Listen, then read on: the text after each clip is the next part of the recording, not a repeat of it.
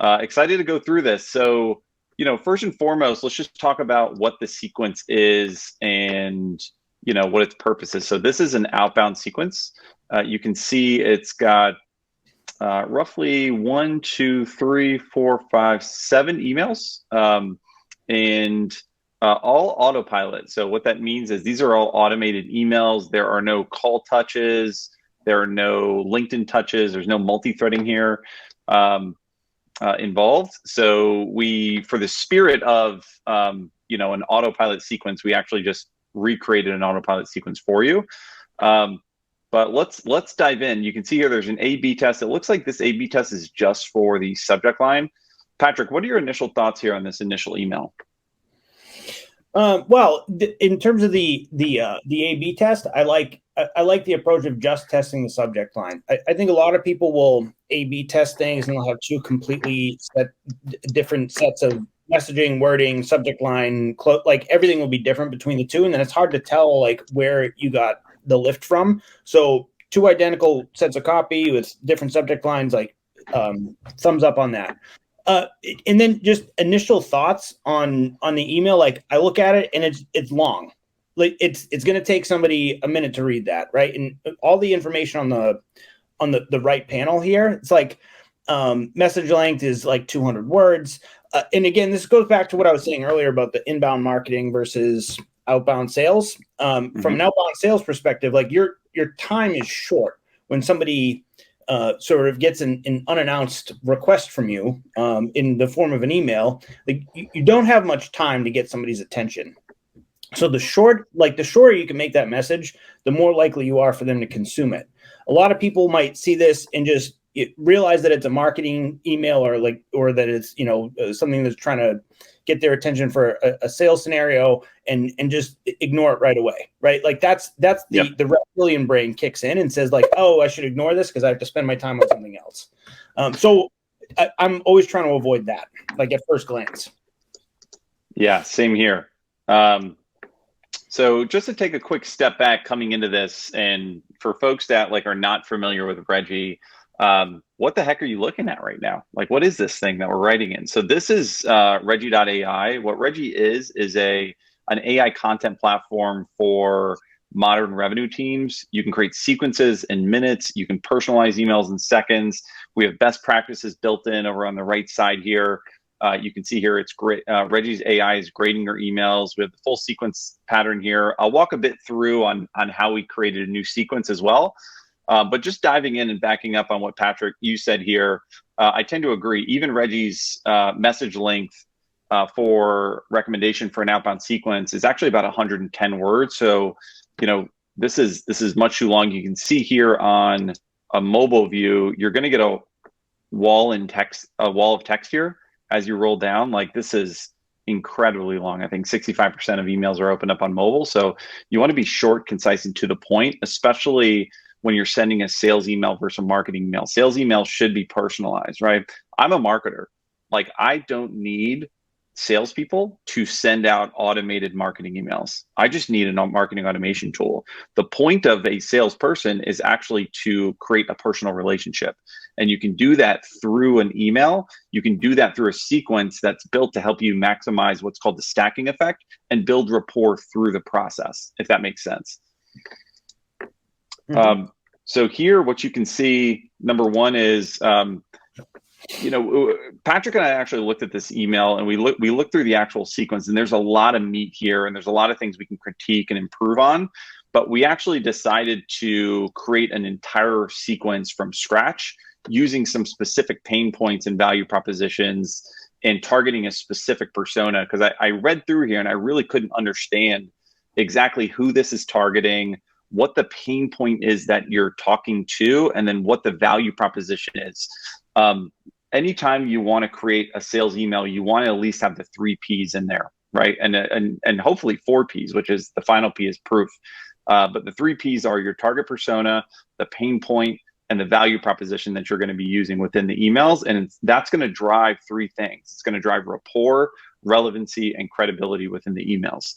What do you think in terms of just this intro here, Patrick, it looks like they're sending this email, and just a little bit about Lunas Consulting. I believe you are an outsourced lead generation service or sales development shop. So it looks like this email is being sent on behalf of the co-founder. Thoughts on this initial opener? It just, I see that there's like an attempt to come off as sort of personalized by saying like I looked in a company, but at this point, I think just with the prevalence of sales engagement platforms, like it's pretty obvious that that was a dynamic field form fill when somebody gets this, because it says that you've looked into the company and that you're impressed, but it doesn't say what you looked into or like what you were impressed with. And that would be like what you were saying with the sales rep. That's, you know, what their job is to do, is to like go in there and figure out like what is something particular I can say that could have only gone to this person. Yep. I think people have just warmed up to the fact that like dynamic fields exist, like the company in brackets there, and that you can make it look that way. And then, you know, introducing, my personal thought on introducing yourself in the email is like, look, it says my name and my email address. Like I don't need to tell them who I am. It's like real estate. The first sentence of your email is like very valuable real estate. So I want to be really with that. Yeah, I think you got 18 words there, right, to really get them to open it. And the whole point is to get. Yeah, between the subject line and the first sentence, like that was what shows up in the preview text. Yeah. Another thing I would say, you know, one big thing you want to think about here is, although you may think that you have the most innovative, cool technology, especially if you're the co-founder. I've been there. I thought our technology was super cool. And then you put it in an email as an offer, like this is happening there. They likely don't care. Like they likely don't care to be offered a chance for a free 30-day trial, basically, of this data project, right? What they want to know is, how is your product going to solve my specific problems? And that's what I'd focus on in the email. I wouldn't focus on an initial free offer. Like that's marketing. Like this is a marketing sentence. So let's walk through this a bit more.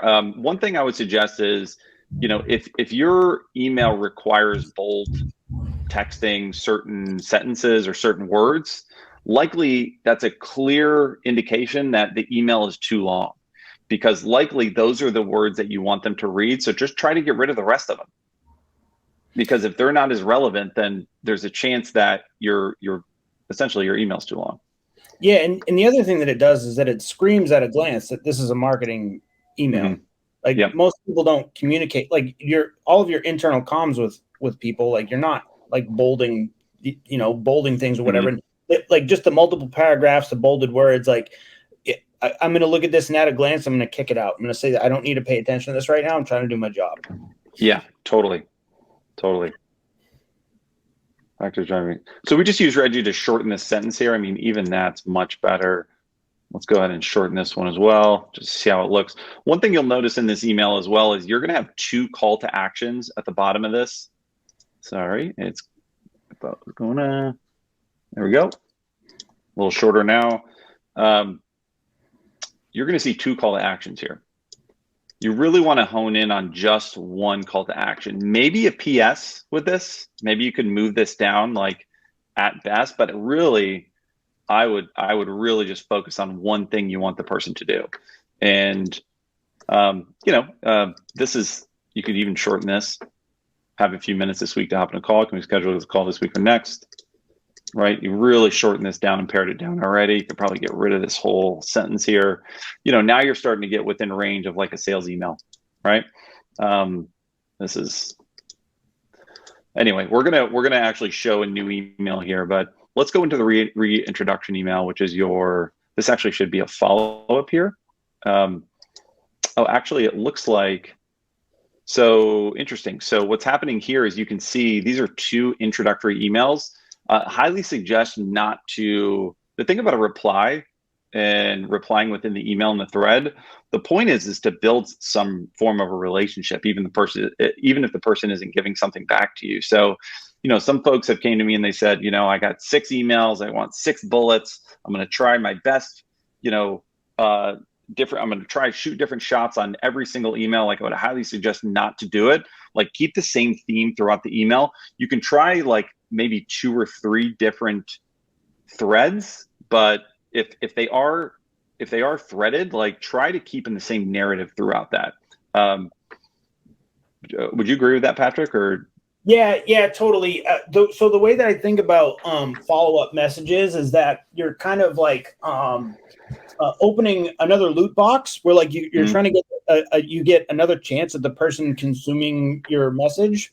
And I think of it almost like a fractal image, like one of those images that you zoom in on it and it just becomes the whole picture repeated over and over again. It's like every piece of this email should capture some part of the whole message that you're trying to send rather than like separated versions or different parts of the story that are sort of disconnected, right? Yep. Like there should be some cohesion there. Yep, totally. I'm not going to spend too much time on this email. This one, again, like twice as long, subject line, way too, it's invite to join a 30-day pilot. Again, Feels Marketing. Yes, when it will be available on demand. We're going to throw this on YouTube. This will be the first one. If you don't see it on YouTube within a week, it's colin@reggie.ai. Just keep emailing him until it shows up. We're also going to send out the recording after, so no worries there. Just coming back to this. So, man, so many things I want to improve on here. Again, a double call to action here. Almost too many questions. So, you can see here, like, do you get answers fast enough? Are you like, I almost feel like I look at this and I see some marketing tactics in here, right? Like scarcity, free, urgency, scarce. This is an urgency sentence, right? Join our free 30-day pilot program and let's invite you with some urgency there. Scarcity, we only have a few spots left. Yes question, yes question, yes question. Like this stuff, works maybe in ads, maybe, when you're on the phone with somebody, maybe in an infomercial, but in a sales specific email, again, you've got to be very personalized and relevant. So, and the other thing I'm noticing too is that there's a lot of good stuff in here. It's like there's a lot of like ingredients that sort of could be sort of rearranged to make something that's really effective. Like the 3 questions that are there, those are the things that we should be highlighting. Like in your data analysis workflow, are you getting answers fast enough to make effective decisions? Like that's a good first line of the email, but saying like, are you interested in massively improving your data analysis workflow? Just like the adjective massively, like sort of oversells and becomes not believable. Yeah. 10x. Not a Grant Cardone email. I'd still have from you, Patrick. Whatever useful. Something like this. This could be your entire email. Yeah, which I think is pretty close to what Reggie came up with, right? Like the one that. Yeah. Yep. Yeah. So let's dig through a couple more of these. I think a lot of them are same thing here. How is your Monday going? There's a chance for personalization here. I get what you're trying to do. Again, just too long, too much going on here. Let's see what this other follow-up is. A lot of this stuff looks like stuff that you would see on the website, but my philosophy there is like, if you write an intriguing enough message, like they're going to go to your website anyway. Like they'll get that stuff on the website. Yeah, totally. Let's open up the website too, because we actually pulled some content off of there to use. So, instead of going through these, I think what I want to do is let's walk through the sequence that we put together. All right. See you later, Colby. Thanks for coming by. Let's go ahead and go through the sequence that we put together. So here is the introductory email. Now, the important thing to remember here is we use a 3 Ps to build this email out. Number 1 is we targeted a persona. We chose a revenue operations director. Revenue operations director need instant access to data. They need it faster. They want to be able to make decisions faster to grow the top line. So, there's value propositions that sit within comparative.ai's tool that really resonate, in my opinion. By the way, there's a great video here for whoever's, in charge of writing this content. Like, watch this demo. It's actually a really good demo. So starting with this first one, you can see here, short subject length, redefine your business intelligence with AI, redefine your BI with AI, just trying to do a cool play on words here. Message length, 54 words, 30 to 50 words is really solid, tight, succinct emails. You really can get what you need in there. You could even add personalization in here if you wanted your reps personalizing, a step here within your outreach sequence or SEP. But even if you didn't, this is a very good relevancy based email. And, we could work on the words a bit, I think, but just look at the structure of the email. Patrick, any thoughts here? Yeah, the structure of it is all there. I mean, the only like edits that I would make on this is maybe like try to get the reading, the reading level a little bit simpler, like just to simplify the language a little bit. But that's, I mean, I'm kind of nitpicking at that point. What I really like about it is that, like, one, it's 50 words is actually what I'm shooting for. Like, it's I think Ernest Hemingway said it, if you ask me to write 10,000 words, I can give it to you in a day. But if you ask me to write 100 words, it'll take me a month. Exactly. Right? It's like so much harder to get the message across in a short amount of in a tight, like limited capacity. Totally. And you really do only have a limited capacity when you're emailing, right? You can see here, number one, preview, right? Let's look at the first line view. We got a full question here that's relevant, right? Redefine your BR, you're struggling to find critical data insights, almost there. Maybe we could even get rid of RU and just put struggling to find critical data insights from your, to see if we can gather some intrigue there. Mobile view, you can see here, all within the first pane, very short and concise, no blocks of text here. The other thing that we could do too is shorten the subject line, because if you just to like redefine BI, because then you're getting more of the first sentence that shows up in the preview text. Yep, I like it. Actually, I think you had another subject line. I thought there was a different subject line we came up with. Yeah. I think it was later on. Okay. Oh, yeah, the reintroduction email. By the way, what we're doing here is Reggie's just reading the email, and Reggie's AI will actually come up with subject lines for you over and over and again until you find something like you like. So one of the cool features here. The thing that I like to do with that feature too is like use that. You can use it as like a sort of a scratch pad, right? Like a better way to get actionable insights. I would just make it actionable insights. Love it. You can use whatever Reggie gave you and just like very quickly edit it instead of like looking at a blank page and trying to come up with it. Yep. And this isn't a perfect A/B test. We actually came up with two emails here. This is one that we used Reggie's AI and we made some changes to it, made some improvements.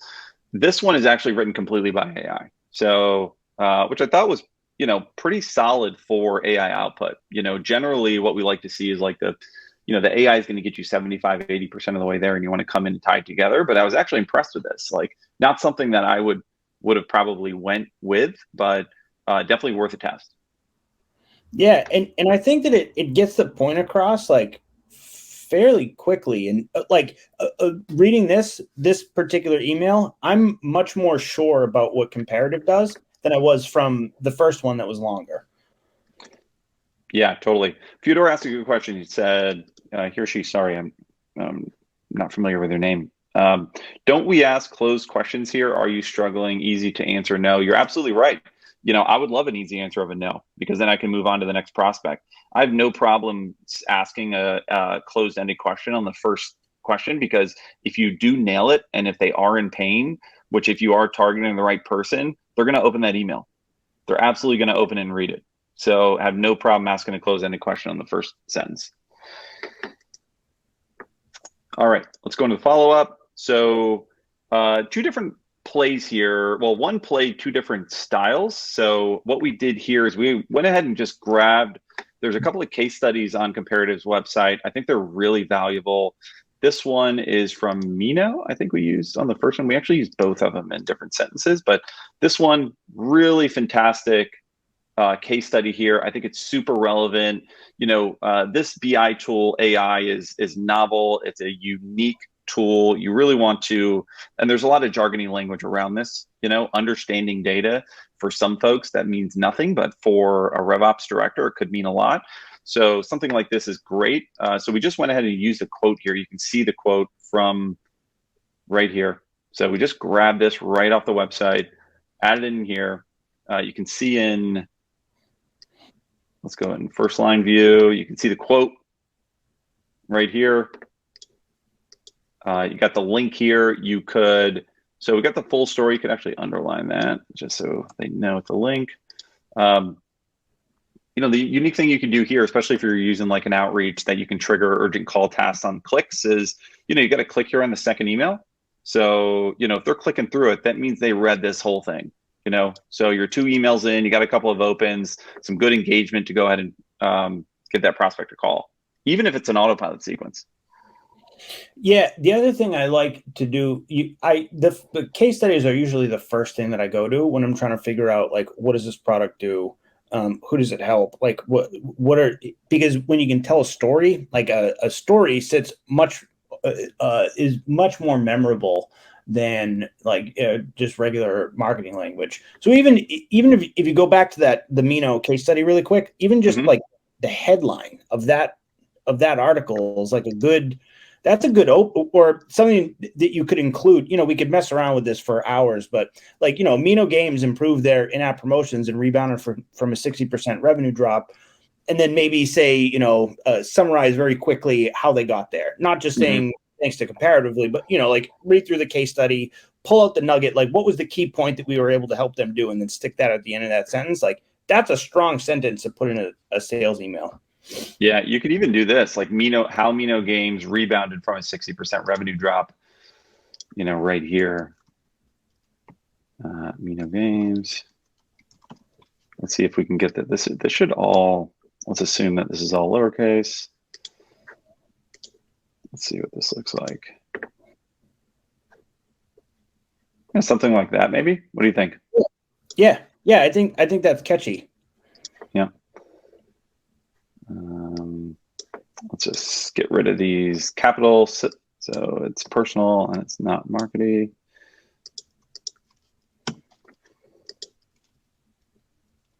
Something like that. And to your point, like you could just pay it off here with actually how they did it. I love that.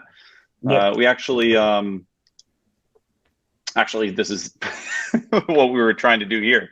So we were trying to add in the first line sentence. So yeah, exactly. Yeah, interesting. Okay. All right. So there's a follow-up referral ask. I went very direct here, just who owns business intelligence at company. I love to chat with them. Very simple referral ask here. Pat, do you have any spins on these or any different unique tricks you like to do with referral asks? I use that one almost exactly all the time. Like I call it like a routing email. It's like, am I pointing at the right person here? Like, point me in the right direction. Like sometimes I'll use that phrase, point me in the right direction. But yeah, like who owns this function at your company? Like, is it not you? You'll often get a response that says, that's Jack Smith or whatever. Yep. You could do you own business intelligence at company? Just to make sure you have the right person. Another thing you could do is, with this email is an autopilot email. Looks like they're trying to get a little bit more volume. My internet connection thing just came up. Can you hear me just fine? Yeah. Okay, great. That's great. Another thing you could do is, if you want to add some personalization in here, especially on a referral ask, go find the person that you think it might be and put their name in there, Yes.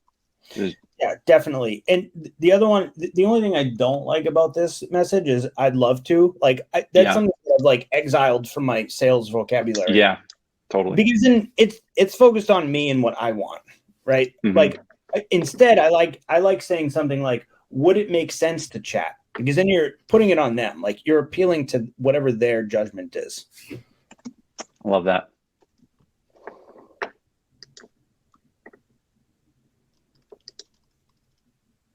Or, for this one, since it's just a sentence, perhaps it would make sense to chat with them.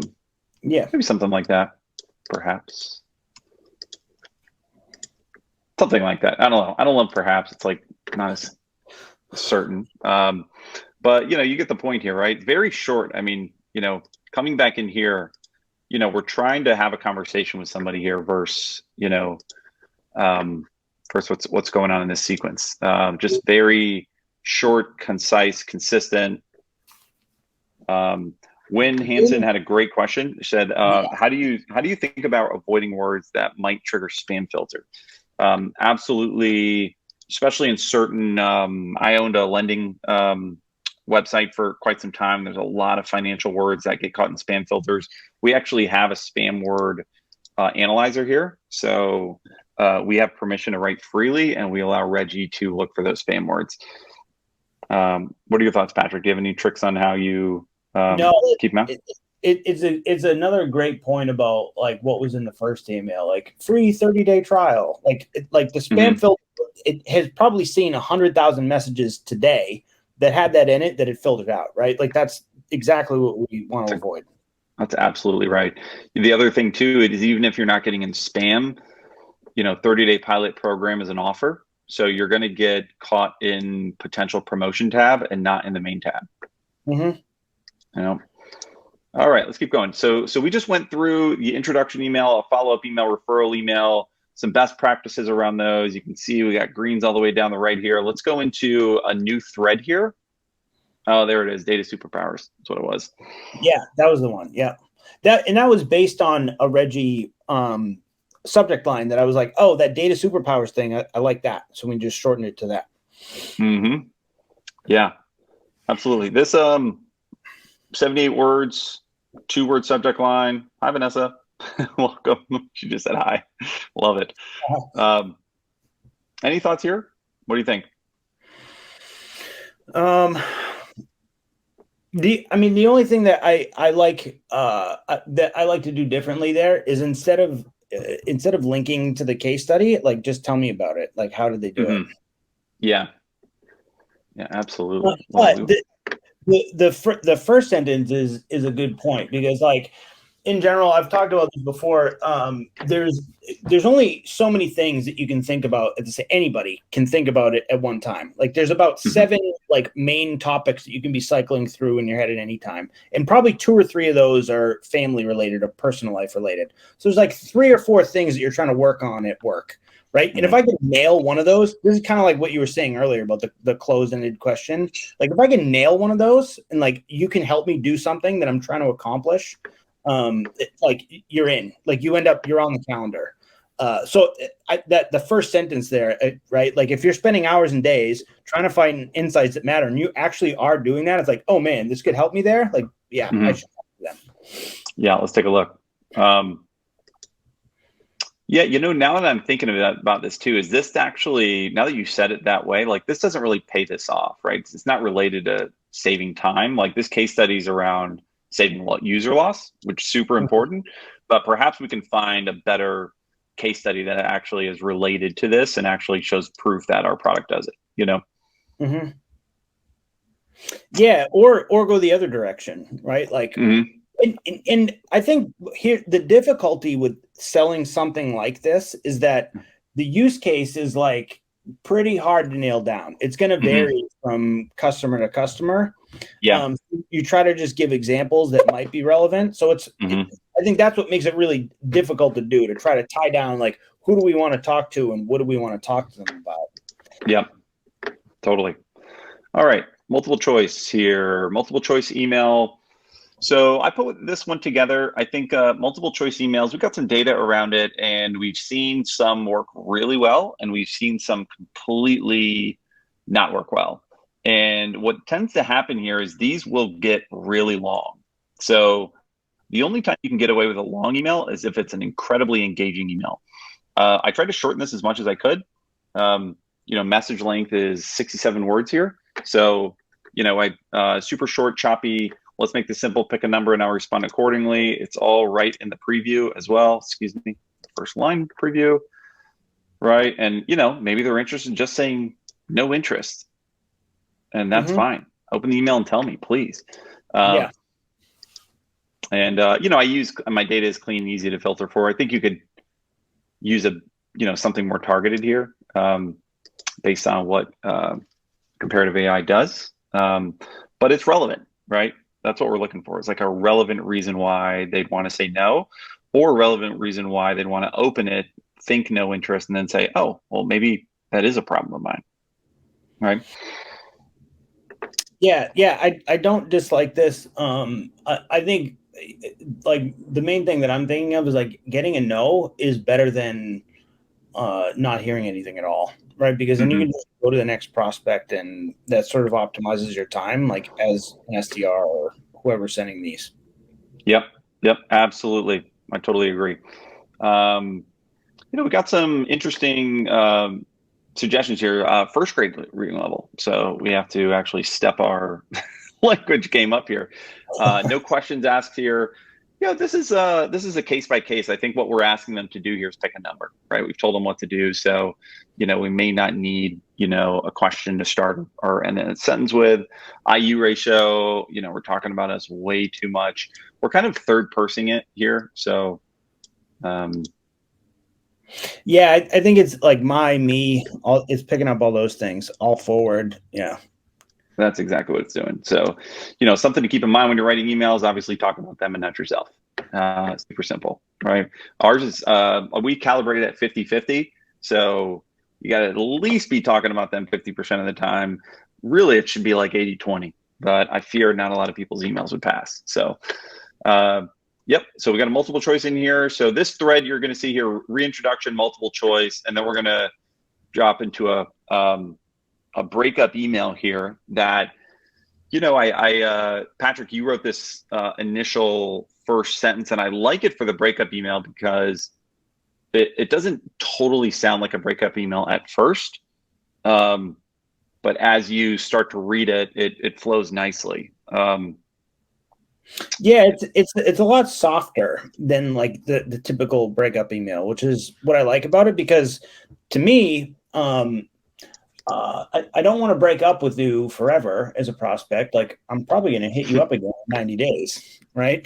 That's right. right. So I don't want to sever the relationship completely. It's just like, hey, it sounds like maybe this isn't the right time. Like I've been pestering you with this, and I'm sorry about that. Versus like, a lot of times I'll see like passive aggressive kind of breakup emails. Like, I've reached out to you several times, and it sounds like a bill collector or something. It's like, no, I'm definitely not going to talk to you. So yeah, that's what I was going for there. Just trying to soften it up a little bit. Like, maybe there's no initiatives to do this. You don't have any budget for it. Like, that's probably why you're not talking to me. I'll hit you at the next budget cycle or whatever. Yep. Totally agree. I love this. I've actually written in my bump emails, hey, I'm going to, if you're not ready now, I'll call it. I'm going to email you in 90 days. So see you on the, I forget the name of the sequence I use, but I've actually used that with bump emails before, and people have responded to it. Yeah. And sometimes you get like a take me off your list kind of thing. And if somebody says that, like, I will respect that and like not message them anymore. I'll put a note in my CRM, but then I'll just go to somebody else at the company. Totally. Statistically, we've seen breakup emails, and referral emails actually perform really, really well. So, we in sales, everyone is likely in sales on this call. We're probably used to them because we're used to writing them, right? But don't let your own bias get in the way. A lot of folks aren't used to them. Yes, they get responsive emails, but what percentage of salespeople actually finish their sequences? Very few. Like, a lot of folks just finish out their prospects, on the third and fourth step, which is unfortunate because we actually see the same engagement all the way through to like step 21 in our data. But just keep in mind, like, one thing that might be worth looking at is look into your sequence and just see if you have like a really tight breakup email, really tight referral email, and see if you can just add them in, because they're easy angles, they're different angles, worth looking at. Any thoughts there, Patrick? No, I think part of what you're seeing there is like kind of goes back to what I was saying in the beginning about from an outbound sales perspective, you're like interrupting somebody's day. So the fact that they didn't answer you right away, like, could mean that they're just busy. Like they just like maybe there is some level of interest there, but they don't really want to take the time to stop and respond to you. And they probably don't have 15 minutes next week, but that doesn't mean that they won't ever. So I think that's why you see like a spike sometimes in the breakup emails, because it's like, oh, let me just table this for a little while. But you don't give yourself the opportunity to get there. Like you would just assume that you failed somewhere along the way, right? Yep. Question for you. As we wrap up here, by the way, any questions, comments, please ask them now. We're wrapping up here. So would love to, get to the crowd and see how we can help. Patrick, in terms of like sequence refreshing or, re-looking at your sequences, is there like a cadence that you like to look at them, like quarterly, or what are your thoughts there? Yeah, I'm looking at it all the time. Like, I'm not saying change what you're doing every day, but I'm always taking in feedback from the market. Like to think that like I can just run the same sequence for a whole year and like not look at it at all, I think is naive. I think always like thinking about, and I always work backwards from the prospect. Who's going into this sequence? Like, what does that list look like? And what problems are they currently trying to solve? And like, how am I approaching that? And the more meetings you have, the more conversations you have is going to inform that process. So like maybe 2-3 weeks goes by and I've had a bunch of meetings and learned a bunch. Like then I can take some of that language, like watch my call recordings, take some of the language that the prospect used, and then go and put that in a new sequence and test it. So like I'm always iterating. Like I'd say I'm thinking about it probably on a daily basis. I'm potentially taking action on it on like a weekly or monthly basis. Yep. Any last thoughts from you about the sequence you tore down today? From me about the original one? Yeah, like any like high level takeaways you'd love for folks to remember? Yeah, I think that like the overall overarching theme that I saw was that there was a lot of good stuff in there, and that obviously like, a lot of labor went into crafting those messages. But the sort of the arrangement of it on the plate maybe hindered what the outcome might be. So like really thinking about what are the outcomes you can help other people that you've already helped others like the prospect that you're reaching out to achieve, and getting straight to the point and putting that at the front of the message, and trying to avoid getting swiped immediately. Like I think those were like my key takeaways. Yeah, agreed. Robin, by the way, if you're still here, please just shoot me an email, rocco@reggie.ai. I'm going to share this sequence with you, by the way, the new sequence. Feel free to take a look, make edits, try it out. Would love feedback on how it's performing as well. We always give these away at the end. So a couple of big takeaways about what we talked through for you from my perspective, just backing up on what Patrick said here. Number one is just be personal. Be personal with your email. You're having a conversation. You're trying to build a relationship with somebody within your sequence. So, make sure that you talk to them like you talk to somebody that you're explaining your product to, on the street or at an event, right? You wouldn't run up to somebody and be like, "Hey, I want to offer you a chance for our free data pilot program," right? I don't think you do that, right? You'd ask them a question. "Hey, are you struggling with, data intelligence? I'd love to help." That's kind of the relationship you want to have.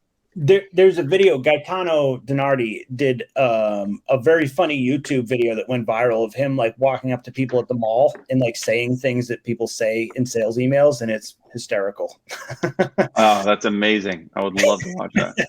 All right, let's go ahead and publish this. We got a bunch of questions in the chat. I'm going to get this published out, download this for Robin.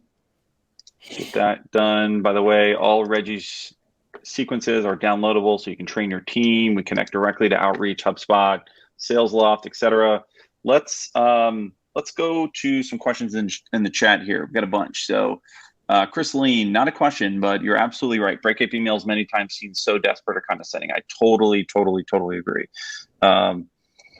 Carl, Phil, I can see you guys use HubSpot. Would you recommend it for inbound or outbound? And can you recommend something else to set up a multi-touch? Absolutely. I can recommend something else. So we definitely use HubSpot. We use HubSpot for our current CRM and marketing automation. For sequencing, we actually use Outreach.io. I don't know if you know, but our co-founder Matt Millen was SVP of revenue at Outreach.io. So we definitely bleed purple here right now. But we also love SalesLoft. We also integrate with SalesLoft. Apollo's fantastic, especially if you're a smaller org like an SMB and you just need a single seat and you just need to grow from there. Apollo has data as well, so we recommend it there. HubSpot for me is like the ultimate sequencing machine because it's got everything you need, and it's just super powerful. So if it's 5 seats or more, I would suggest taking a look at them. Let's see here. Any thoughts on that, Patrick?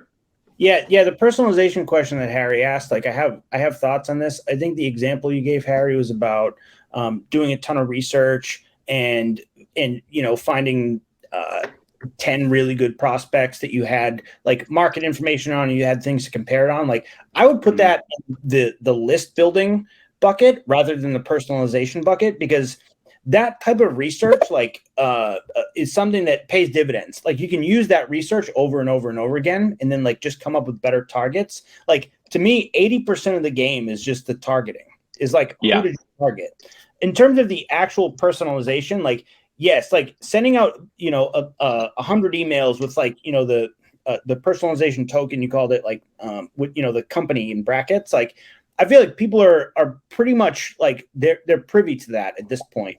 So the personalization points that I like to use, there's 3 of them. One is like, do you have any common connections? Like, do you know anybody that I know? That's like the number one thing, because that will get you in immediately. The second thing is like, especially like in a B2B tech context, like what is your work history? Like, do I have any clients where you used to work? Right. So if you used to work at Microsoft and I have Microsoft as a client, I'm going to mention that, right? Like something that's relevant to their work history and like whatever their current situation is, like relevance forward.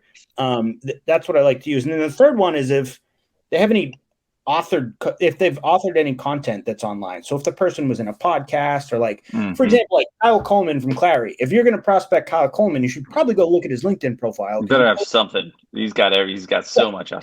You send him a cold email, he's going to delete that thing. He's going to spam it. But if it's not there, if the person is a ghost on LinkedIn, going and pulling like, something that they wrote about their job 15 years ago that like they never looked at again is probably not worth the time that you're spending trying to find that. Right. Yeah, so I would also just call out that they're a ghost on the internet. Just be like, I tried finding something relevant to personalize this email, but you are literally a ghost on the internet.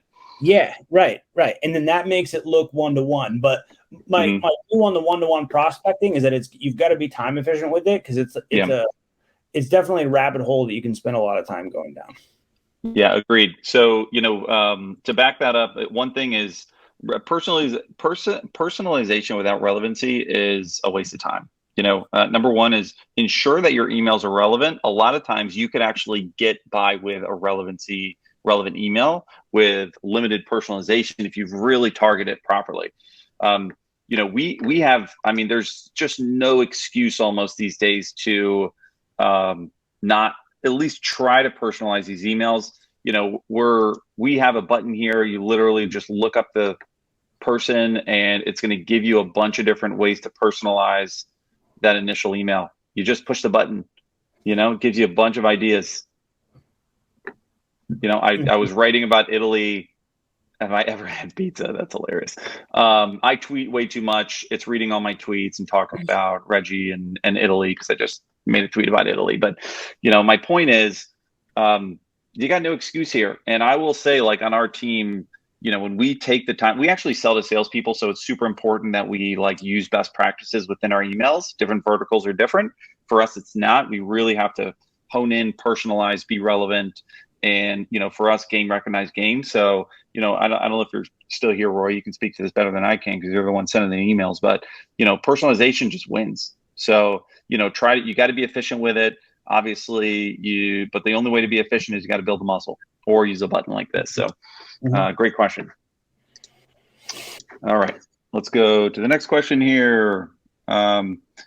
Experience with the level of personalization you provide. Okay, Win Hansen, do you time the sales cadence around anything happening in the marketing automation side, or just get in their inbox without any concern of what emails they are getting? That's a good question. So what we actually do is our systems talk to each other. So we have a stage that if at most stages there's marketing automation happening. So we use that as like the default mode. However, if there are if a contact is being worked by and in a sequence, we actually put it in a certain stage, and that turns off all of our marketing automation for that specific time. So there's some times to overlap, but we prefer not to, and that allows the rep to go to work. Yeah, and I think it varies depending on what the scenario is. Like if it's a monthly newsletter or something like that, like you can probably just not really pay that much attention to it. But if they're getting like a heavy drip campaign, you probably might want to break that up compared to the outbound sequence that you're running. Yep. Next question. Let's see. For contact, instead of calling 100 random home builders, I called 10 after doing some deep digging. Sent one meeting like 15 is reach your process extensive though, like a week, data scraping, comparing. Harry, yeah, totally understand. He is. I was just reading through. Harry was talking about the pain of personalization here. Totally, it takes time. I get it. Just keep honing in that relevancy as much as you can. And part of the game is personalization. So, Janet, when will this be available? So, if you're talking about the product, it's available today. Reggie.ai. If you're talking about this recording, it's going to be available immediately after. We're going to send you an email right after this. So be on the lookout for that. Agreed. Quality over quantity. Do you integrate with Zapier? We do not integrate with Zapier. We actually integrate with the major sales engagement platforms. Jim, if there's a specific use case you're thinking about and you want to have a conversation, happy to talk to you. Just shoot me an email, rocco@reggie.ai. That looks like it's all the questions for today. We actually only got a few minutes here, so let me just rattle a few things off. Number one, Colin, are you there? Do we have a winner for our coffee giveaway? Reggie has branded. This is the most exciting. Yes, we do. That's ever happened. Is that Reggie has its own type of coffee.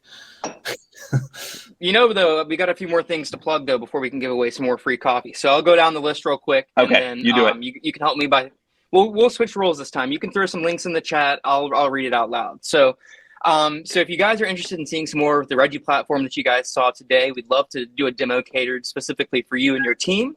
Rocco's throwing a link in the chat right now to be able to do that, but you can visit bit.ly/Reggie demo and sign up for a demo there. If you want your sales sequence to be torn down next, this is the link that Rocco's posting in the chat. It's bit.ly/submitmysequence. We'd love to tear down any of your sequences, and then you guys will end up with a brand new sequence that you can take back to your team. You can follow us on LinkedIn for updates on what we're doing next and when our next webinar is coming. Like I mentioned, we're going to have another one on August the 5th, so make sure you follow our LinkedIn page. And now for the big announcement. Drum roll, please. The winner of this week's free bag of Reggie's closing fuel roast is Chuck McManus from AmSiv and Addwater Graphics. So we're going to follow up with you via email to get address information for you. And then once you receive your coffee, be sure to tag us on LinkedIn to show it or to tell us how great it is. Chuck McManus, man, are you a wrestler? That's like a wrestler name. It's a strong name.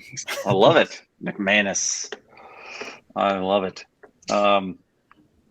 Okay, that's fantastic. Great job, Colin. Way to jump in there. Again, how's he going to get his coffee, Colin? We're going to mail it to him, so we'll follow up with you via email. We've got your email from your sign up here, and then we'll get your address information. You'll have it within the next week.